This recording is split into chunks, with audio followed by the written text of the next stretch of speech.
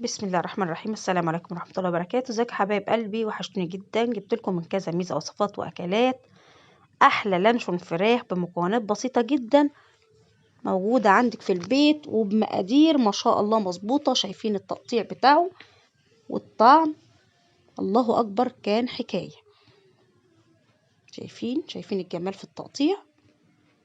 خليكم معايا وشوفوا فكرة تسويته. انا سويته ازاي بفكرة جديدة ومحدش عملها قبل كده، وهتشوفي انا عملته ازاي. ما شاء الله تبارك الله عليه، كان طعمه بالظبط زي اللي بنجيبه من بره ويمكن احلى كمان شوية. المكونات بتاعتنا عبارة عن ملح، شوية كمون، فلفل اسمر، توم باودر، بصل باودر، 7 بهارات، وجزء صغير خالص قطعة فرخة صغيرة خالص كانت موجودة عندي ما تتعداش 100 جرام تقريبا. معانا 3 مكعبات او 3 مثلثات جبنة نستون، ربع فنجان زيت وشوية مية صغيرين، 3 بيضات ومعلقة نشا ومعلقة دقيق.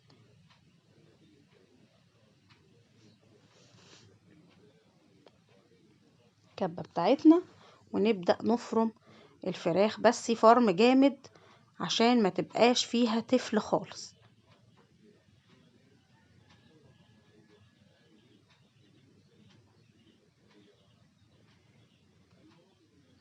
بسم الله.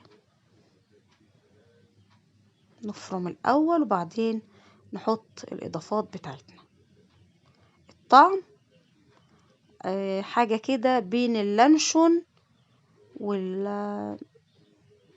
والرومي المدخن كده تقريبا. يعني هو كان طعمه حلو قوي بصراحة، وكان عاجب الأولاد قوي ومش مكلف خالص، وفي الأول وفي الآخر حاجة أنضف. ادي 3 البيضات. نحط المكونات بتاعتنا بقى كلها والبهارات، وادي 3 جبنة مثلثات او معلقتين كيري لو عندك جبنة اللي هي المطبخة.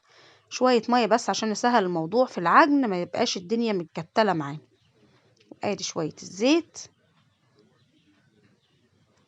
وادي معلقة دقيق 2 3، هما 3 معالق صغيرين لو انتي عديتي معايا، وزيهم نشا.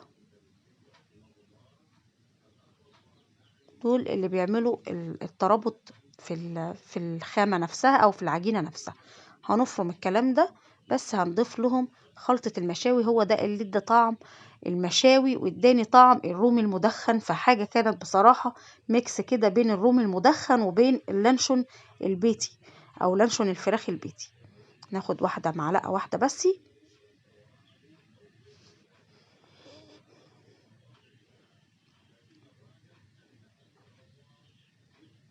نسمي الله بقى ونبدأ نفرم ونعمل خلطبيطة بالصلصة بتاعة لانشون الفراخ. بسم الله. افرمي شوية وريحي الكبة شوية عشان خاطر الموضوع هياخد منك وقت عشان نطلع بنتيجة مضمونة. في المعجون ده لازم يبقى ناعم جدا. والفكرة في ان انا اسويه هعرفك فكرة حلوة قوي وحصرية اعتقد ان محدش عملها قبل كده. لا رول ولا ورق استرتش ولا الحاجات دي كلها، حاجة موجودة وبنرميها كمان وهنستخدمها وهتستحمل التسوية والنار معانا كده. تمام. نسمي الله ونشوف الخليط بتاعنا متماسك، وشايفين القوام بتاعه جميل جدا. شايفين كان زيت او الكان بتاعنا هندهنه بس نقطة زيت كده، بس خلي بالك عشان الاحراف ما تعوركيش. تمام. هننزل بالخليط بتاعنا لحد يعني التلتين كده، وهنسيب التلت فاضي. هنسيب مساحة عشان خاطر هو البيض لسه هيخليه ينتفخ ويرتفع معانا.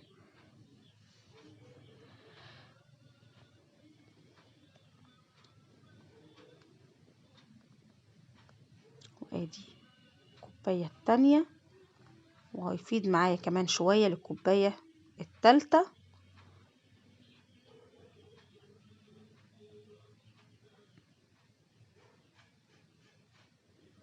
بس انا يعني حبيت ان انا اخليه مرتفع شوية، فكفاية علينا واحدتين.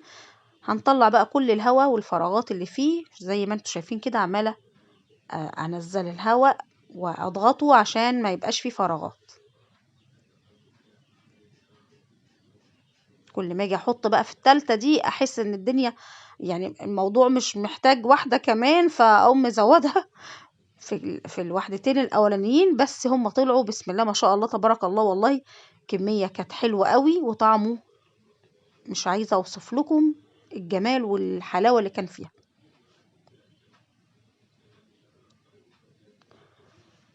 نحضر بقى ورقة فويل كده ونقفل عشان خاطر الاحراف ديت وايه، وما نعورش نفسنا. وخلي بالك قوي عشان الكان ده او الكنزات دي بتبقى حامية جدا. في حلة صغيرة كده يبقى ليها غطا، هتتغطى معاكي. لو مفيش غطا حطي ورق فويل وما تخافيش خالص.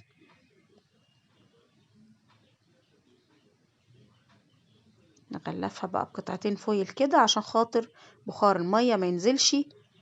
خلي بالك ما تضغطيش قوي عشان حرف الكنزاية ما يقطعش معاكي الورقة ويعورك. كده نحطها بقى ونحط شوية مية سخنة عادي، مية من الحنفية عادي.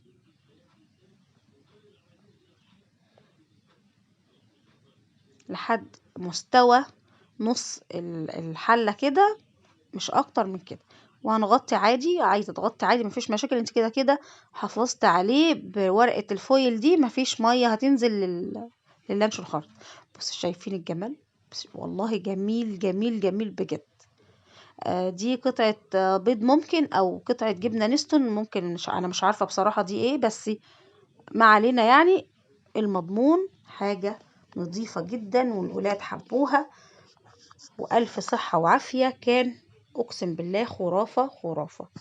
ومعلقة الخلطة خلاه جميل. وصفتي واشتراك ولايك.